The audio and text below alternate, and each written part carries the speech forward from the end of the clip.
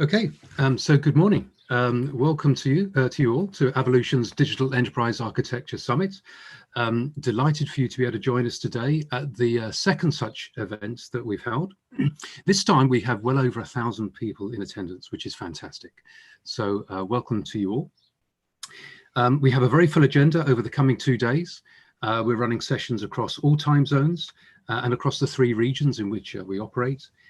So that means we have architects joining us from Australia and Asia Pacific and through the Indian subcontinent, Europe, Middle East and Africa, and of course across the Americas. So welcome to you all. So just to say, I'm Peter Collins. I'm the EMEA region manager based in the UK. Indeed, we'll be based at our London office, but I guess like most people now, I'm working from home. And obviously this situation is the backdrop, the reason for many of the new challenges that enterprise architects have faced of late.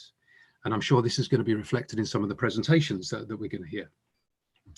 Now, on the other hand, this digital or online event, which was originally conceived in this way, has of course taken on even greater significance, and it's proven a great way to be able to bring us all together into a single forum such as this. Now, even before the disruptions of the last few months, architects have been working under increasing pressure to guide businesses as conditions change faster than ever before, and as technology landscapes become ever more complex. Designing solutions to business and technical problems demands continual learning and often the ability to adapt successful techniques from colleagues and allied industries. And it's this that we've actually found that people have valued most from attending this virtual conference before. So we hope you're going to settle in and enjoy the presentations that we've lined up for you this time, which includes a presentation from Australia's largest rail freight operator, a world-leading semiconductor, automotive, industrial IoT and communications company, a leader in digitalization in local governments, some of the world's biggest insurance and financial services companies, and we'll be hearing about designing human-centered enterprise architecture, how scenario analysis can improve resilience, how to use road mapping to communicate value, and techniques for integrating systems and data. And then finally, we hope you're going to be able to join us for a virtual pint or a drink of some other kind, perhaps, at our first ever Enterprise Architecture Pub Quiz, which will be rounding out the event tomorrow. So lots to go through. We're looking forward to it all. First of all, though, before we begin with our first presentation, just a few housekeeping issues that I need to run through to help move the event forward smoothly throughout the day. So you can see these on the screen. First of all, if you can ensure that your microphone is muted at all times, please. If you have questions, and of course we'd be delighted if you have questions, can you please use the Q&A text facility? And if you do so, can you address this to all participants if you choose that option so that everyone can actually see the questions that you've asked? There is also a chat window for any additional comments or opinions that you might want to share. But also then just to note that the event is being recorded to save you having to scribble down notes the whole way through. So within a couple of days, you'll have the opportunity to listen to each of the events again. Good, okay. So with that, I'm delighted to be able to introduce our first speaker, and it's Dr. Tim O'Neill, who's one of the founders of Avolution, and therefore someone I hope many of you will have already been aware of. It may be new to learn, though, that Tim is a self-confessed sports geek, very much of the data-driven kind. So Tim, over to you to tell us all about how to win at EA sprints and marathons. Thank you, Peter. And you can see here that agenda that Peter sort of talked through there. So I know that's on our website as well, and you've got it in your emails. So yep. So this is the kickoff session. So I'm here in Australia at the moment. So it's early evening for me here. Lots of the sessions are on kind of business daytime in Europe and in the Americas. So yeah, kicking things off, as Peter alluded to, we're trying to draw together some parallels and what we've found with lots of these different topics. As we've been thrown this curveball, and there's already a metaphor. We're having to find some interesting ways of understanding and reconciling this new mode of operation that we've all got. And so we tried to put this presentation together with that in mind to try to helpfully just draw a few little obvious points to show how these things, these other, what you might think are disjoint fields, actually are quite complementary, and you can start to learn from each of them. So that's what I'm going to hopefully run through today. As Peter said, though, you can grab the slides and the recording later. A little background about the company. Obviously, Avoolution's the company, Abacus is the product. We've been around for almost 20 years, so right around the turn of the century. We started building on a lot of research out of the University of Technology in Sydney, which was where I was a professor. But yeah, we've gone on to expand all around the world since then. Peter mentioned the 3 regions that we break the world up into sort of 8-hour time zones, so we can follow the sun, as they say. But we have offices in all the major markets. We've got over 3,000 companies in over 100 countries now. So most countries we've got someone near you, someone, obviously a lot of you guys that have joined, I'm sure, are clients of ours. And yes, as Peter said, I guess I'm a self-confessed sporty nerd, and I'm not sure what that there's always a bit of a debate between the difference between a geek and a nerd, and I'm not sure which is better or worse, and not sure which I'd rather be, but either way, I certainly am somewhere in that spectrum, and that's what I'll try and pull you through together, some of the sort of crossovers that I've found between those two, dare I say, obsessions that I've had for the last, maybe 20, 30 years. I'd also like to point out that I'm not alone. While this does draw these 2 passions of mine together, which is, enterprise architecture, which started out as architecture way before enterprise architecture even really existed. For me, I started out as an engineer and learned all about, obviously architecture and software architecture first back in the 90s. But then, in the last 20 years, I've gone on to, understand the whole world of enterprise architecture. But at the same time, I've also been into sports, and I'll sort of talk about that over the coming slides. And I'm not alone. So while it might seem like a bit of an oxymoron, a bit of an opposites, sports and sort of nerdiness or geekiness, the person you can see on the screen here, his name's Adam Ondra. He's a Czech person. He's the current world champion in rock climbing. So you can see that he's a little bit of a crossover between, kind of Harry Potter and maybe the Hulk. He's a very, very strong man. He's over 6 foot tall, very, very strong guy. Also, I'm not sure if you all know, climbing's one of the sports I've been passionate about for many years. It's in the Olympics. It was obviously going to be on right around now in Tokyo, which has been delayed to next year. But so climbing for the first time is going to be in the Summer Olympics next year. So keep an eye out for that. Now, the course for today, or sort of giving the headline topics that I'm going to try to address. So we've got 5. I'll go into these in bigger detail, but essentially we're going to try and look at how you might want to pace yourself as an enterprise architect, and what you can learn from obviously pacing in sports. What sort of milestones, what sort of KPIs, what sort of personal records you want to try and hit along the way, just like in sports. And as Peter alluded to, being very data driven about how you do that. Then there's the element of trust, and I'll look at that and explore how that's dealt with, and obviously the issues there in the sporting field, and how we can, of course, build trust in our enterprise field.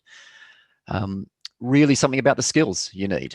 What do you need to be a good EA athlete, as we're calling it? Similarly to lots of athletes, what skills do they have in the sporting field?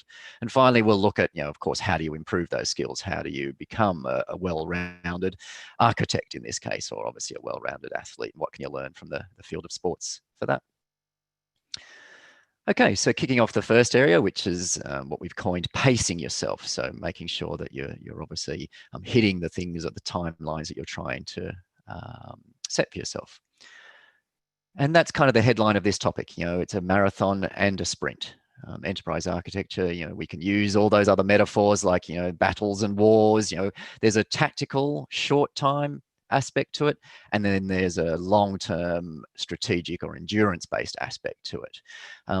As Peter alluded to, the pace that business is setting is getting faster and faster. Who knew there was going to be these curveballs that we've taken this year in the last 3 to 4 months?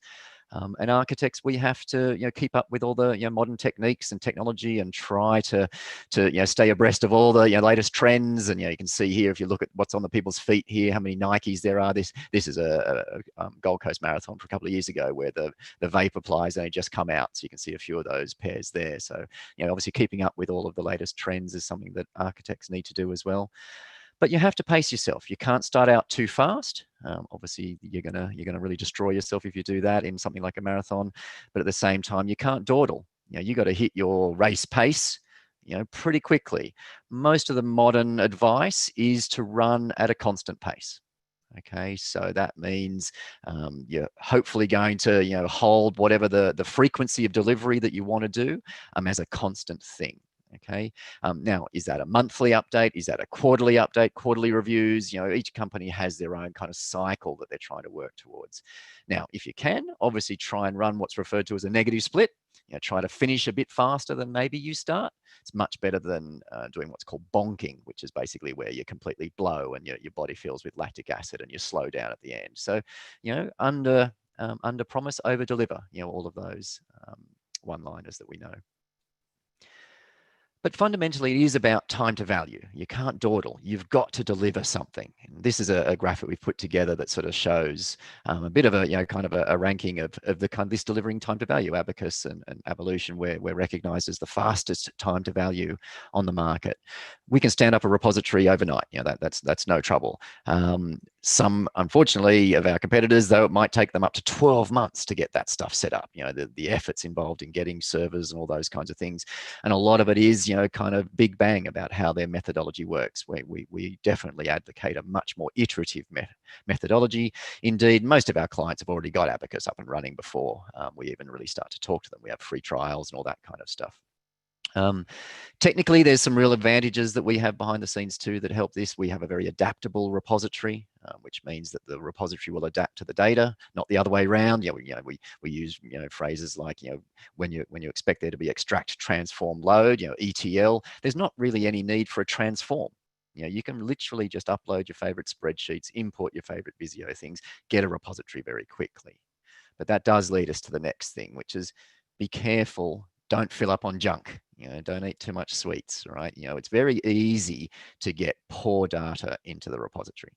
Okay, so you've got to be careful what you upload. Just because you can doesn't mean you should. There's all those adages. Sorry, and the ubiquitous phrase "garbage in" versus "garbage out." And we'll look at that a lot more later. But just be careful you don't fill up on junk. Don't just upload your favorite spreadsheet with 1,000 printers on it. Is that any value to anyone? It's going to end up being what we call a data island. It sits there without any relationships to anything else. Architecture is fundamentally about building the relationships between things, so you have a line of sight from high-level business goals and objectives all the way through to the tin and wires that might fulfill those. But don't put things in that aren't necessary. So fundamentally, how do you build up this value and build it up incrementally? Think about the use cases that you need to address. It should never be thought of, what we do should never be a silo or a black hole or an ivory tower where, all this information goes and nothing comes back of value. So find a use case that already has buy-in, okay? And obviously already has funding, already has resourcing, has people who are willing to work and work with you. This is a collaborative exercise.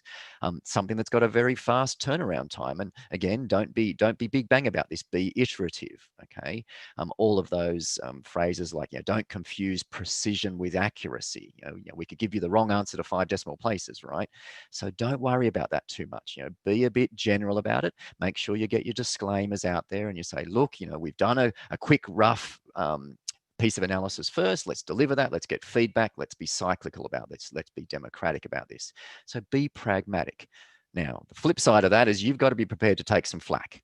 One of the things we'll talk about it later is the architects have to have pretty thick skin, right? We used to talk about your mud jacket or whatever. People are going to fling mud at you. You're potentially the bearer of bad news.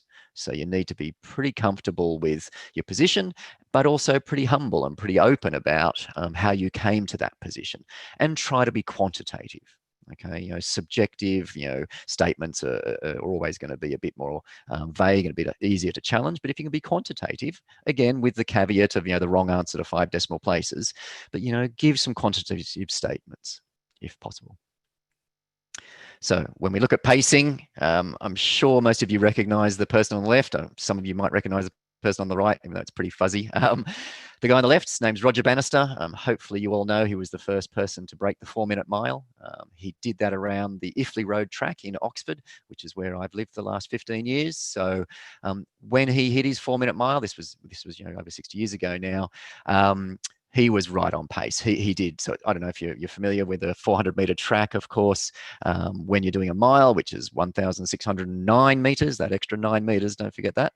It's basically 4 laps and a little bit, right? So he hit the first lap, which was actually technically like 409 meters because you start back a bit from the finish line. He hit that in 60. So he went out a little hard. Second lap, 60. Third lap, 60. And the last lap, 59.6. So he ran a 359.6 for his mile, and that was it. History was made. I train on that same track. Hopefully you can recognize that church steeple in the background there. So about a year ago now, back in August last year, I went for a hot lap on the anniversary actually of his, him breaking the 4-minute mile. And I ran a 5:29. So I don't know if anyone's impressed by that or not. It's pretty good for someone certainly my age. And my pacing, I aim to go out in 82-second laps. Okay, that's what you need to do to obviously hit a sub 5:30 mile. So I did 81. So just like Roger, or Sir Roger, I should call him. I went out a bit fast and I paid for it a little bit at the end. So I did an 81, an 82, an 82, and an 84. So I definitely lost a bit at the end. So I wouldn't call that bonking. And I think there's some room for improvement, but I'm pretty happy with that. 5:29. So pacing, obviously go out, constant pace, and make sure that you stick to it. All right, so the second one I wanted to sort of look at is now, setting yourself milestones and setting yourself goals and objectives and hitting them, hitting your personal records, making sure that you achieve things which are obviously of value. The first thing to look at here is to think more like baseball and the World Series rather than the Olympics. So I'm not sure, obviously baseball's a big sport in America. I'm not sure if everyone on the call appreciates how many games a year baseballers play. It's 162 in the regular season before they get to the playoffs. Okay, we're talking about multiple games per week. Okay, as opposed to the Olympics, which is, as we know, every 4 years now. Technically, it's going to be in 5-year gap this time, coming up in 2021 now. So fundamentally, you've got to be continually delivering value. I obviously wouldn't advocate you deliver something every couple of days, but needless to say, you should be delivering value pretty regularly. Is it monthly? Is it quarterly? Something like that. You have to work as a team. Baseball's a baseball team, and though you've only got the people on the diamond, you need to be thinking like a team, thinking about all of the front office, back office staff. We'll talk about that later, but you've got to be collaborating. And you need to follow a playbook. I really got into baseball when I lived in America back in the 90s. I was there when Cal Ripken was on his streak. He played over 1,000 games without missing, never got injured. But the playbooks and I'm sure you know all about the hand signals they all do, and the collaboration between the dugout, the first baseman, the pitcher, all that stuff, the interplay there, I find very fascinating. So following the playbook, which in our world, of course, is having some single source of truth. Everyone needs to know the plays, right? And they need to know the signals. They need to be working together. I guess a quick thing. So I used to live in Washington, D.C. in America back in the 90s. So I'm not sure if everyone knows who won the World Series last year, but it was the Washington Nationals. So I'm pretty proud of that. They won 4-3 against the Astros back in October. So yeah, I'm pretty happy about that. So cheekily, I guess, I really just wanted to talk about the World Series in our field, of course. So I don't really need to say too much about these. I'm sure you all know, but we're very proud of our position there on both the Forrester Wave and the Magic Quadrant, and how we've been received in the market. Obviously, we'll keep pushing and we'll keep trying and hope to maintain that position going forward. How did we get there? 20 years ago, when we started this company, we had a vision, which was to use data as a way to drive decision-making in the enterprise architecture field. Before then, a lot of it was diagram heavy, right? So it was all about, Zachman frameworks, drawing all your different views, all the different types of diagrams, case tools, drawing data flow diagrams, structure charts, structure analysis, structure design, all that sort of stuff. So it was very diagram heavy. So we came to this field trying to bring a whole database, a data-based, data-focused approach to it. Indeed, Abacus, the product that we coined back then in the late 90s, stands for Architecture-Based Analysis of Complex Systems. I hope I haven't given away one of the answers to the pub quiz, actually, by saying that. Anyway, pay attention. Right, so maximize the value of your data, right? Data, or Australians call them data. Sorry, I know English and British call them data. Sorry, I haven't lost my Australian heritage. So it's a shared asset. It's something that we all need to own. We all need to be involved in producing and maintaining. It's something that, of course, can bring incredible value to the organization. But don't underestimate it. It can take a lot of data, a lot of data to be able to build a roadmap. Now, we've got presentations we do all about the different types of roadmaps. Indeed, the first type of roadmap, you might only have a single field, and that's it. One property is enough to be able to build a roadmap, and it might be a simple heat map. So needless to say, maximize the value of your data. I'm not sure if people are familiar with the Moneyball story. There was a book written about 20 years ago, in fact, right around when we started as well. It was made into a pretty popular movie in about, I think it was 2010 or 11 with Brad Pitt.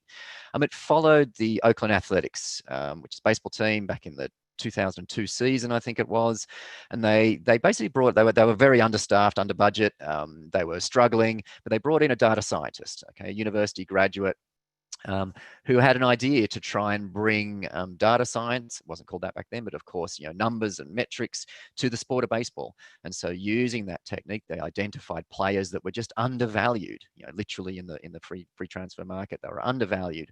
They composed a team, and they went on in 1 year to win the 2002 American League West title. So within 1 year, using a data science-based approach, made a winning team. They did lose the American League championship and obviously not make it to the World Series, but in 1 year they showed what was possible. The coach was headhunted then, or attempted to be headhunted by the Boston Red Sox, turned it down, was offered, I can't remember, 12 million or something like that, a massive salary back at the time, to try and bring this technique to the Red Sox, which was a heavily funded, turned it down.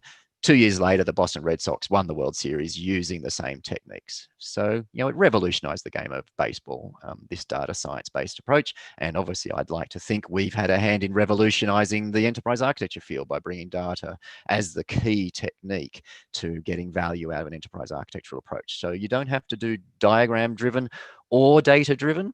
You can do both. Okay, and that's what we advocate. There's different stakeholders are obviously sympathetic to different pieces. What does that mean in reality? Behind the scenes in Abacus, we have the ability to do what we call no-code algorithms. So I'm sure you've all seen no-code stuff. Your kids are doing Scratch and things like that. They're all coding. But yeah, so no-code is a thing that we've brought to the enterprise architecture market so that you can actually put these types of techniques into the hands of the broader business community, all of your different stakeholders. The algorithm that we're looking at on the right here, this no-code algorithm, what it's doing is it's taking a score that's been put on applications. Okay, so that score might have come from a technique like time with tolerate, invest, migrate, eliminate. It might have come from 4 R's, retain, refresh, retire, redesign. It might have been surveys. People in your business might have surveyed, and you might have averaged those things. But either way, somehow you've got a score, some sort of health score or fit score for your application. Because you've got a connected repository, of course, your applications are being used by various business capabilities, business processes. So what we're showing in this algorithm is a simple block-based algorithm here. I think there's 4 or 5 blocks, where basically we take the average of the applications that are being used to deliver a service or a capability. We average those scores and attribute that score to the capability that's being delivered.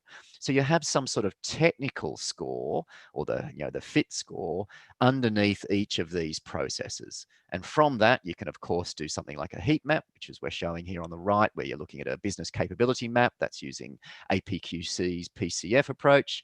So it's only, we're showing the top 2 levels here, and you're basically coloring it. So you get green things, which are good, orange things, which are maybe resign and refreshes, and red things, which are potentially areas that you might be retiring. That might be because all of the technology behind the scenes is being retired, so that capability could be retired. Okay, but trying to make these things, palatable to the average business user, making them no code, so you don't need to be an expert. You just need to understand a little bit about graphs and how graphs are connected, which ultimately is pretty logical stuff. A process uses applications. That's noun, verb, noun. You've just described a graph, right? A fragment of a graph anyway. So let's build on that, right? So if we're starting to talk numbers, right? Again, we can give you the wrong answer to 5 decimal places. What we need to start to appreciate is that when you walk into an office and you give someone a recommendation, and you're potentially the bearer of bad news, are they going to believe you? Are they going to call you on that? Pull the BS card. Are they going to call you on that and say, prove it? Okay, so this trust issue is really important in our field because you've heard us described as a trusted advisor, right? So how do we build that trust? I think it should be pretty obvious that in sport, it's a pretty checkered past. If the fans obviously are the barometer of the business, if we as enterprise architects are to get the respect and the trust of our colleagues in the business, we've got to be careful not to make the same mistakes that a lot of athletes have made along the way. I'm sure we're all familiar with the performance-enhancing drug sagas with Lance Armstrong and the Russian a whole Olympic federation was banned from the last Olympics. There's been ball tampering in cricket. So for us in Australia, where we had a really bad, embarrassing issue a couple of years ago, and the captain and the vice captain of our national cricket team were banned for years due to ball tampering. Bat corking in baseball, people putting cork in their bats, to make the ball go further. There's been game fixing in rugby and in snooker and things like that. There's been some pretty bad things that have lost a lot of trust. So how do we learn from that in our field? So how do we build and earn trust in the enterprise, in the organization with what we're doing? Well, fundamentally, you've got to avoid that garbage in, garbage out concept I talked about at the start. If we start, making, poor decisions off poor data, you're going to lose credibility very quickly. Okay. So how do you avoid that? The first advice is don't obfuscate anything.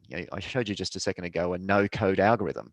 Be transparent. Don't black box these algorithms. Don't make them some mysterious code snippet that's the realm of data science geeks in the in the ops research department. Make these things transparent and public to the users so they build confidence in what they're seeing because they know the logic. Okay, the logic doesn't have to be that complicated, but as soon as you start to leverage information or data you have in one place that you're confident of and leverage that to other areas in the business, now you can start to give some insights that are built off a very solid foundation. So be very transparent about those things. At the same time, you have to speak a familiar language, right? So we all know about reference models and notations that are familiar to people. Don't force some framework on them. Okay, don't take Archimate because you think it's great and start pushing it to the business. When they're perfectly happy with something like BPMN or business model canvas. Be kind of flexible about this. You can actually show the same content to people using different notations. That's the fundamental separation between a repository and the view or the viewpoint that you're trying to show. So don't get too hung up on the way you present things. Try lots of different ways. Be very flexible about how you might present things, because if it's familiar to someone, then they'll have a lot more confidence in what you're doing. There's this great quote at the bottom here, which is actually by Stephen M.R. Covey. I've got to get that right. He's the son of the late Stephen R. Covey, who is the author of the 7 Habits of Highly Effective People, which I'm sure you all know, and it's a great read. Anyway, Stephen M.R. Covey, he's a Harvard MBA grad in his own right. I guess I'll read it. Without trust, we don't truly collaborate. We merely coordinate, or at best, cooperate. It is trust that transforms a group of people into a team. So I think that's pretty profound, and I really like that. So trust is obviously the thing that you've got to give a little bit. You've got to expose yourself a little bit to earn the trust of other people, and then ultimately you've got a team. There's another background. This is a wonderful quote. This invisible visible. These quotes. There's some ones out there. Another thing to bear in mind is you can't make something complex simple, but you can potentially make it understandable. So these are not opposites. These are fundamentally things that build together. So that actually comes from a reasonably famous designer called Hillman Curtis. He was around the turn of the century. He was one of the founders of Flash, the web design technology. So his full quote is, your goal is to listen. Sorry, I think this is a really good thing for us to remember as architects. Your goal is to listen, observe, understand, sympathize, empathize, synthesize, and glean insights that enable you to make the invisible visible. Okay, so I'll talk later about the skills you need as an architect, but you do need to be a bit of a poet. This is incredible. I think that quote really hits it nail on the head about what you need to do as an architect. At the same time, there's obviously Stephen R. Covey's famous quote is, seek first to understand, then to be understood, right? So the animation we've got here is, just fundamentally a way of trying to, understand what's going on and put this in the hands of every user. So every user can navigate this and understand how things are hanging together. So whether it's finding the applications that need to be retired, seeing what they're connected to, however you democratize the management of these things is an incredibly important way to try to turn something which, most people might find to be a bit daunting and a bit complicated, but like I say, to hopefully make it understandable. I've got a couple more animations here. These ones, they're using a feature which we call Graph View. Essentially, it's a generic way of navigating a repository and doing some ad hoc kind of queries or ad hoc impact analysis. So this one's just showing a graph notation with locations being exploded into the tin and wire that's underneath them, a whole lot of servers. So it looks like fireworks exploding on a screen, stuff like that. So when you've got a repository with hundreds of thousands of elements in them, you're going to need some pretty advanced ways of starting to understand it so that you can hopefully start to make some informed decisions. This one's a capability drill down. So you're just going from capabilities down to processes and goals and things like that, all the way through to the people.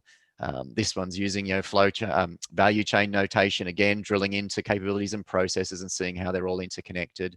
So again, don't get too caught up on the notation. These things are all very easily chopped and changed. This is an org drill down of organizations to departments to actors.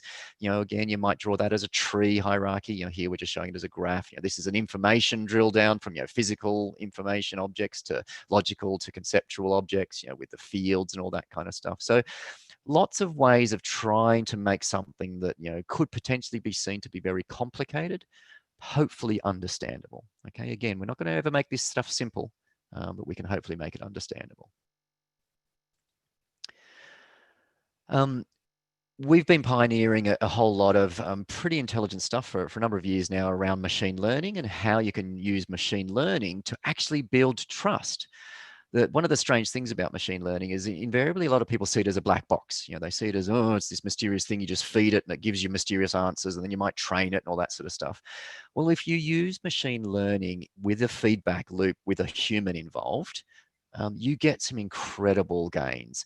So we've got techniques where we can basically what we refer to as filling in the blanks.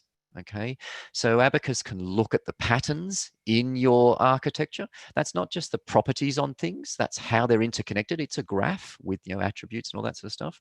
And if we spot a pattern, when I say we, it's Abacus, it is a little bit mysterious, but if we spot a pattern, we can start to infer things. For example, if consistently when people are rating an application with a high criticality, so let's say criticality 5 on a scale of 1 to 5, that it needs to have a disaster recovery provision of gold, gold, silver, bronze, that's a pretty easy pattern to spot. Now, it's not always going to be 100% correlated. So again, there's going to be other factors involved. Okay, so it's not literally a straight line. And you can even see that in the catalog on the right there, that not every criticality of 5 has got a DR of gold. Okay. When it comes to confidence intervals, you can see there that it's recommending, Abacus's machine learning is recommending that the DR might be gold for this new application, but it's actually only 60% confident of that. So as an architect, you're consuming these recommendations and you're hoping to now speed up the good quality data, right? So if you can use these recommendations to you accept, reject them, if you can use these as a way of improving the quality of the data you've got in your repository, all those blank rows and those blank columns in your sparse matrix or your sparse catalog or list of things, your portfolios, if you can fill those in with a bit more confidence, you're going to start to get better results out of that. We talked about maybe the time method, like tolerate, invest, migrate, eliminate. If you're scoring an application, there might be some of the metrics or some of the underlying KPIs that are machine guided or machine suggested, and some of them are direct measured and trustworthy. And you're blending combinations of machine and human intelligence together to obviously get something that's even better than either by themselves.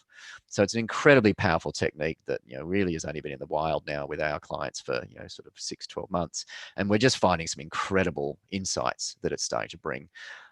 It shouldn't really be underestimated. I'm incredibly passionate and kind of proud of the work that's gone into this, because actually it fundamentally starts to go on a holistic scale. Machine learning can start to suggest future states for you.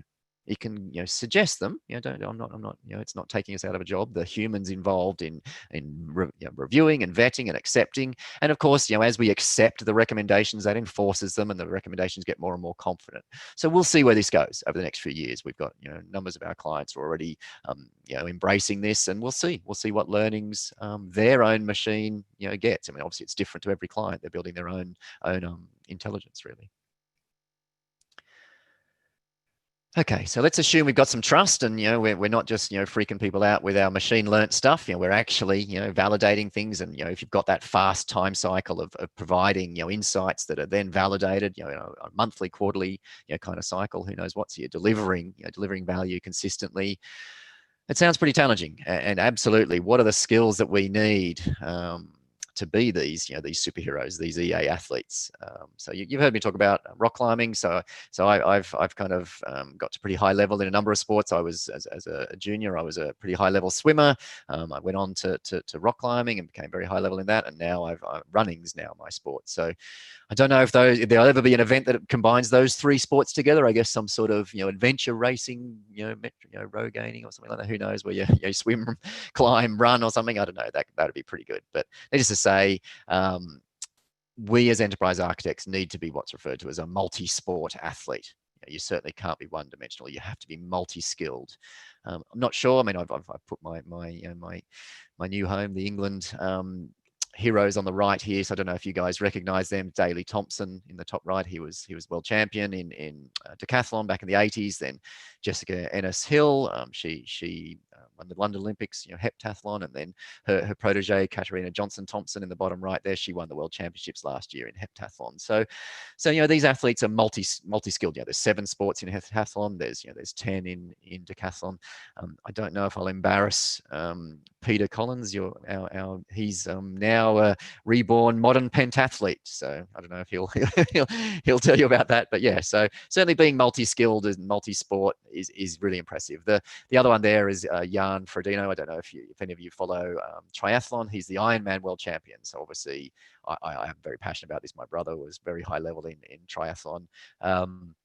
It's 3 sports, of course: triathlon, swim, bike, run. The Ironman itself is, I still believe, the hardest one-day event there is. It's a 3.8 kilometer swim, followed by a 180. So sorry, it's a 2.4 mile for the Americans, 112 mile bike ride or 180 kilometer bike ride, then a full marathon, right? 26 miles or 42.2 kilometers.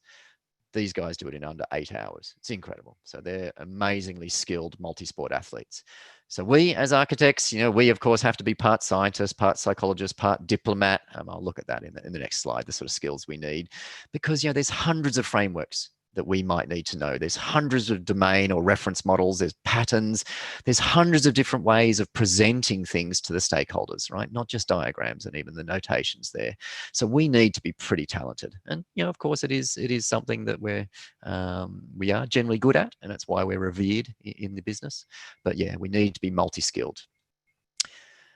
We wrote an article a few years ago, must be probably 5 years ago actually now. We sort of coined this the 6 secrets of top enterprise architects. We sort of surveyed lots of people and built some patterns about what it was that we were seeing consistently. So these are the 6. I mean, I guess I'll just read them out. So a top enterprise architect knows what just enough architecture looks like. We talk about being constantly delivering value. Don't boil the ocean. Don't go into a black hole for 6 months before you deliver anything. Just deliver what's good enough with all the caveats that you need, with disclaimers saying, look, it's the best I could do with a month's worth of work, and then refine it and improve it. But use it with a trade-off between quality and time, and cost, obviously. But that's the holy trinity of trade-offs. They can access and use data quickly, right? So of course, if you've got a repository, that speeds that up. But needless to say, they can pull upon all the different, frameworks and all those things. They've got a pretty big library of, things, or a pretty big toolkit of stuff in their back pocket. Having said that, they're very comfortable with uncertainty. If you don't know something, that's okay. We can find out as architects. Okay, we obviously have some rules of thumb that we can follow, but we don't need to know everything perfectly well. We need to see the bigger, the whole for the parts. We need to see the big picture. But we still need to be focused on what the organization wants. Don't be IT led.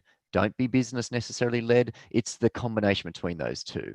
We talk about, an alignment between, of course, business and technology. Sometimes the tail wags the dog. Don't get too caught up in, outside in, inside out, top down, bottom up, all those different ways of thinking about things. The framework we've aligned ourselves with much more is around active modeling versus passive modeling. Okay, and I won't go into that. I don't have time, but it's a much more neutral way of looking at things, and it applies to, you've got a modeling challenge that you're trying to do, because that's what we do as architects. So how are you going to solve that challenge? Active versus passive. But we can find solutions to impossible problems. There's, imagine being the CIO when, Jeff Bezos walks into your office and says, I want to be the #1, platform service provider in the world within, 5 years or whatever, when you were a book company, all those years ago. Now, we all know AWS is now, the largest business line for Amazon. They make billions and billions per year for it. So we can make these things possible. Absolutely. And we can obviously do it within the risks that we're dealing with. So, we can quantify that and go, yeah, look, it's worth having a shot. When you think about risk management and think about, mitigating risks versus just accepting, risks that you can't change, have the strength to change the things you can change, the patience to tolerate the things you can't, and the wisdom to tell the difference. Look at that as a risk management approach. Make sure that you are answering the questions that you think you can answer with the confidence you can, that gives, of course, the value to the business when they need it. I won't spend too long on these. There's just a couple of quick sort of screen grabs there of different ways that people can present things. So again, you probably recognize some of these notations. You've got business process modeling notation in the top left there. This is actually all embedded within Teams too, by the way. Sorry. So again, part of democratizing EA, we think, is, of course, removing that barrier to entry, making it frictionless. If you can just embed within the digital workplace that people are using, which we use Teams internally as a company, and lots of our clients do. You can put in Slack and Confluence, those other kind of collaboration environments. But just give it to them. Remove the need to try and find the stuff. It's right there when they need it. There's other notations here. The top right there, that's a finance dashboard. So unfortunately, you're probably going to need to learn a little bit about discounted cash flow and net present value and different financial modeling techniques, because the business absolutely makes their decisions based off that. Whether it's value chain approaches then, or business model canvas, these are all techniques that we might need to know and have at our disposal. Gantt charts, PERT charts, all these good things. These are all techniques that we know. This is just a quick little animation to try to sort of talk about, the collaboration side of things. Okay, so what's happening here is, someone's drilling in to kind of identify things that are being retired, taking a grab of the URL that's being produced there, jumping across to Teams, and and starting a chat with the owner, the application owner there. So integrations with your digital workplace is going to be key to the success here. It's the best way to collaborate with people. And we, of course, can have alerts and all those good things, and give outside of the tool collaboration, but collaboration right in the tool and working with your digital workplace like Teams or Slack is key to the success here. It just removes so many barriers to entry. The days of static PowerPoint reports or PDFs are pretty dead. I mean, sure, if you need them from an audit trail point of view, that's fine. Governance and stuff like that, and you can generate those, but don't use them necessarily as a decision artifact. Yeah, I'm sure we all recognize that team, Chicago Bulls from the 1990s, Michael Jordan down there in the front. So I was definitely, like, I guess most of us, a Bulls fan. So yeah, when the EA wins, everyone wins. I don't know how many of you have seen the recent series that was put out called The Last Dance. It followed the last 3 years when the Chicago Bulls won 3 championships in a row again. So they won 6 in the 90s. They won 3 back-to-back, a couple of years off where Jordan went off and played baseball, funny enough. Anyway, came back and then won 3 more again. So this is sort of chronicling the last of his 6 championships. And Michael Jordan and the Bulls didn't win anything until they worked out how to work as a team. So Jordan worked with the front office. That's Jerry Krause there in the middle with the red tie on. Phil Jackson's the coach on the bottom right there. Until they worked out how they could work with the front office and the back office, get a team of complementary players. So you've got Scottie Pippen there, Horace Grant, Bill Cartwright, John Paxson. Until they got a team that could work together, they were struggling. They were getting beat up by the Boston Celtics. Anyway, so eventually they won 6, and of course we know Michael Jordan's arguably the most famous athlete who's ever lived. But once he learned how to work as a team, absolutely the whole example, obviously franchise in this case, one. So in the same way for us as architects, be humble, work out how to get the best out of all of the different people you work with, whether the architects, whether Scottie Pippen's the data architect and Horace Grant is the business architect and Bill Cartwright's the technology architect, who knows, don't think of it like that. But if you're the dream team, if your architecture office is the dream team, still work out how to work with the front office and the back office, and of course the entire in this case, City of Chicago would be their equivalent to make this happen. Absolutely, it's key to success is be part of a team. You remember that quote, of course, earlier on. So how do we get to be Michael Jordan, right? How do we get to be these multi-skilled, super athletes that can do everything? Yep, we got to do some training. It's necessary. Hopefully these sort of events that we're doing here just passes on, if we can pass on a couple of little, insights for you guys in your day-to-day job, this is, fundamentally what we need to embrace is that, we'll never stop learning. I did my PhD 20 years ago, who knows how many more I've done since then. We'll never stop learning. This quote, I love it, from Muhammad Ali. So I hated every minute of training, but I said, don't quit, suffer now, and live the rest of your life as a champion. Okay. I think that's definitely a pretty good way to look at it. That's, the masochistic side of sports. Absolutely. It hurts. I can tell you, if you come and join one of my track sessions, it hurts, right? Kind of like reading 1,000 pages of TOGAF to get certified. That is definitely suffering. I certainly don't envy anyone who has to do that, but live the life as a champion, and I'll show you some of the benefits of being TOGAF certified later. But it hurts. It's pain. So there's all these techniques. Again, I've been, and Peter alluded to, I'm very data driven about my training. So there's a whole technique called periodization. It's all about breaking your season. So it tends to be a calendar year up into these peaks that you're trying to do. And you have these different cycles. You talk about a macro cycle, a mesocycle, a micro cycle. So it's like, what are you going to do each week, each month, each quarter? And then you try to peak for the events that are coming, whether it's a marathon you want to do, whether it's a 10K, whatever it might be with running now, of course. So yeah, trying to, follow these approaches, whether it's you probably all know about HIIT, high intensity versus Maffetone, which is much more about base building and slow approach. So there's a lot of parallels between the way athletes train, which is fundamentally breaking the year up into these phases or cycles, right? That's what frameworks do. Right? When you look at something like TOGAF, so frameworks that have a methodology, that is, frameworks like TOGAF have cycles. They even call it, the architecture development cycle, right? The ADM architecture development method, right? It's or the wagon wheel colloquially, but it breaks things up into cycles and into phases. Okay, so be phased about how you do things. So when it comes to selecting a framework, use that as one of your drivers. Is the framework fit for purpose? If you're going to learn about all these different frameworks and get yourself certified in something, ask yourself whether it's fit for purpose. Who is it going to address? What stakeholders is it going to answer the questions for? Of course, does it actually go between business and technology, or are you just taking a layered approach and then trying to work out how to, to dovetail them together? The OMG has, great layers, BMM at the top, BPMN and UML, but they haven't really put much work into joining them together. Okay. Something like TOGAF, of course, does try to go top to bottom. So, think about, of course, making sure it's got coverage like that. Does it cope with levels of maturity? Is it a big bang approach, or will it let you get some easy decisions very quickly, without you having to, spend 6 months, doing a whole lot of, Zach Manesque, filling in all of the, the 5x5 or the 6x5 grid? Can you get some stuff out of it pretty quickly for people that are, time poor? But if it's going to be, kind of, maturity levels, is it future-proof? Are you going to outgrow it? Is it something that only really solves one use case, but not lots of them? Now, again, I still believe TOGAF's the best thing on the market we've got.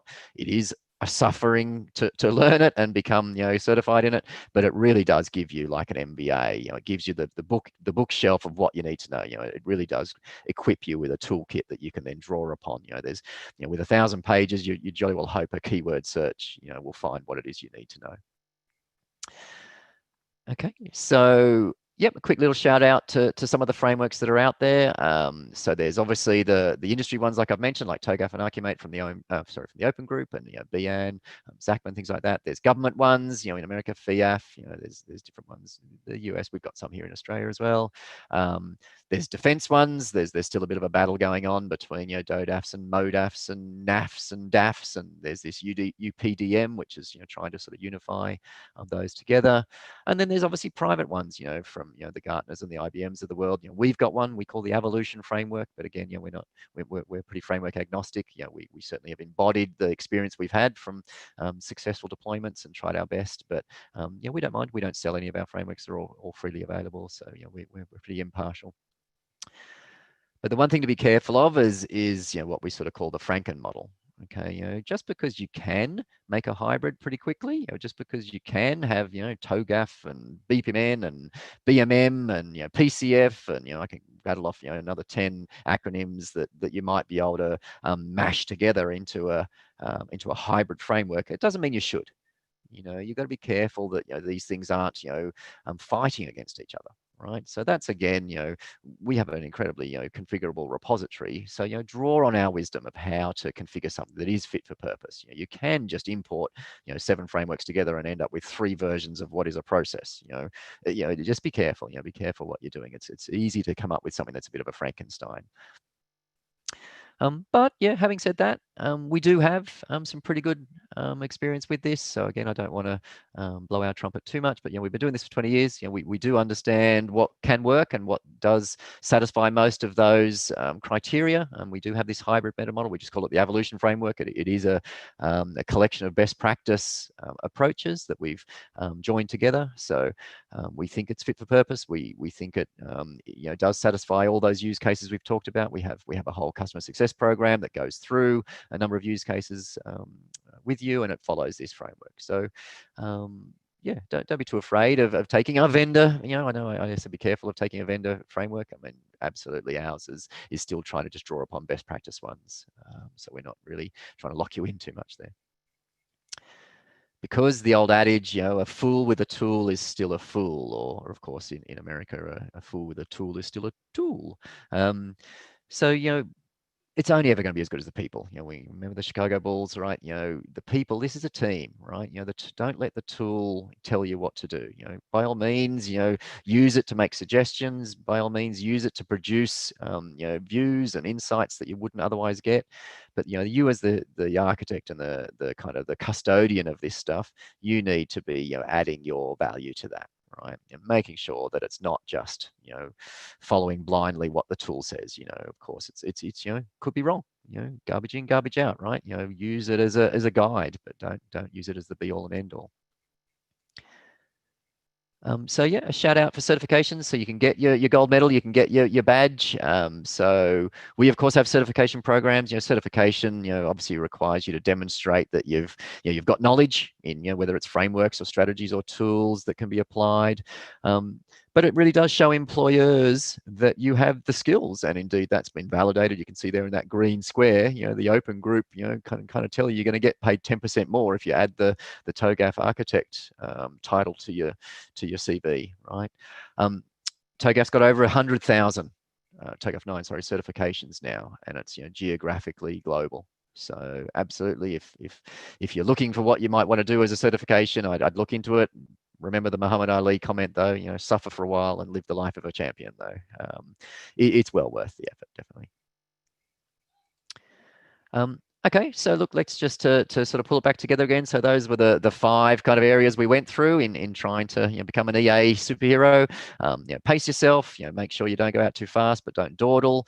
Constant pace, constantly deliver. Hit those personal records.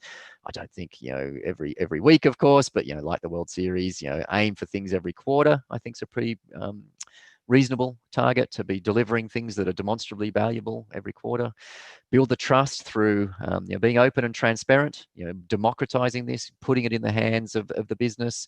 Of course, leveraging machine learning if you need to, but always reviewing it and using it as some checks and balances.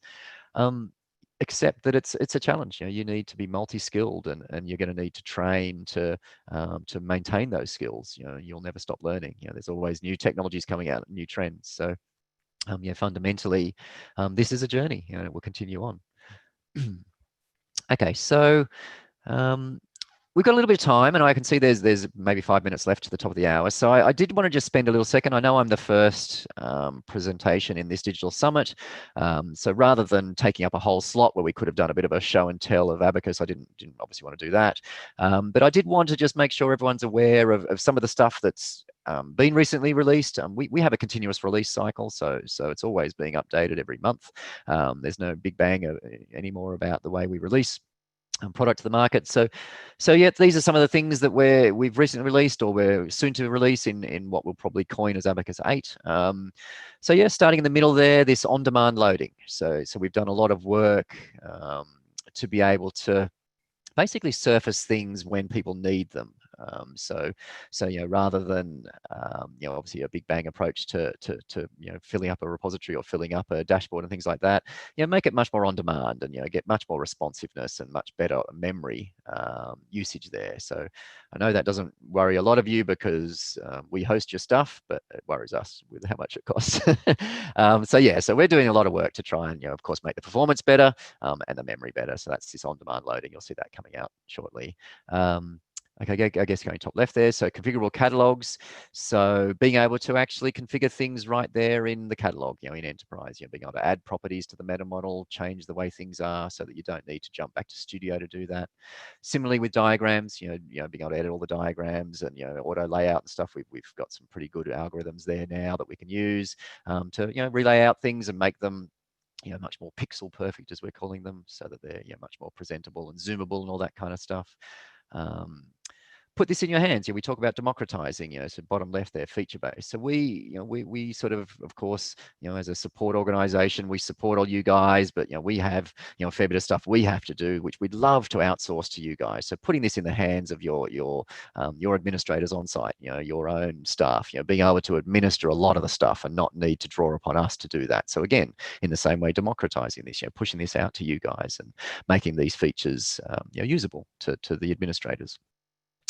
And then, there's been lots of UI UX improvements. You've probably seen some of those lately. There's some, some of those new notations you've seen, coloring, theming, all that kind of stuff. So yeah, lots of good stuff that's coming. I guess keep an eye on the release page on the website about what's coming out. And, all of you guys that we're hosting, of course, it'll just appear as you log in the next time, I guess. So with that, I think I'll wrap up. I hope there certainly is some time for questions. I don't know if there are any questions. I'll certainly let Peter host that and share that. But yep, thank you for your time. Yeah, obviously I've still got my voice, which is great. I've got my peppermint tea here. I'm about to have some. So thank you. Tim, that's great. That really has been great. The sporting analogies work really well. So, and I can think of lots of interesting, exciting ways even to revamp our training courses. Actually, to talk about your pentathlon, Peter. Have I put you on the spot? Well, yeah, thank you for the shout out on that. From the sports perspective, I don't know that my own achievements sort of warrant inclusion, but yeah, no, good for the sport to get a mention. Thank you. Cool. So we do have a few questions, Tim, and I think we've got time to answer. A couple of minutes. Yeah. Certainly a couple of them seem to be framework related. So the first is, can you show briefly how to implement the FIAF framework in Abacus? So I know that would take a while. Is it possible for Abacus to change an EA concept from the TOGAF framework to FIAF automatically? Yeah, look, obviously I'm not going to try and show it now.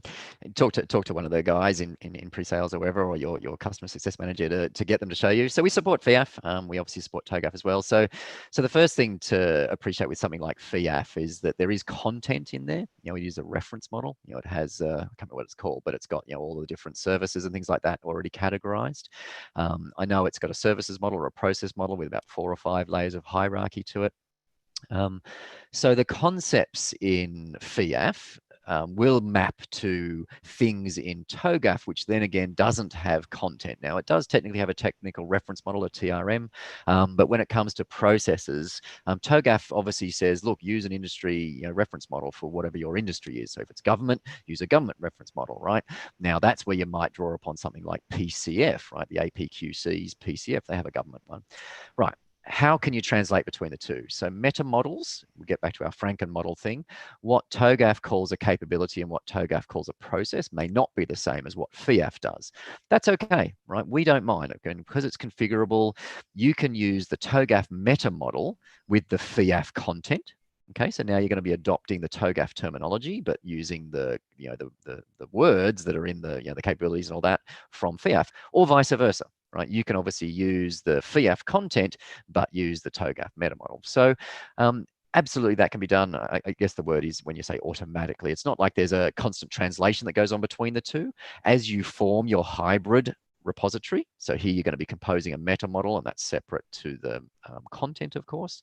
Because we have the meta model, which is you can have components of any type and connections of any type, we're completely agnostic about how you want to do that. The notation, of course, doesn't have to match anything either. So certainly you can translate between the two, or dare I say, just adopt the two of them together, but you will have to think about how you want to present that to your users in terms of what terminology you want to use. Consistent terminology is important. You can certainly have translations for language, the French version versus the German version, but certainly what you're calling things, it should be consistent. So I don't know. That's I guess the best I can do, Peter, with that one in this a limited time. But yeah, talk to the people in our kind of services. Oh, that was great, Tim. Another question, which I think sort of links on quite closely. This is concerning Archimates, but the question is, can we scale this back, or complex frameworks in general? Can we scale them back to only show certain aspects to certain people? Yeah, good question. So yes, as much as I can lay the boot into TOGAF and say there's 1,000 pages and stuff like that, there is a maturity model that underpins TOGAF. When you think about the different levels of kind of expertise, you can strip back things. Okay, we've done some work actually to overlay some maturity models onto Archimate. Archimate doesn't have a methodology, I'm sorry, it just is a notation. Needless to say, we've done some work to put maturity models on that.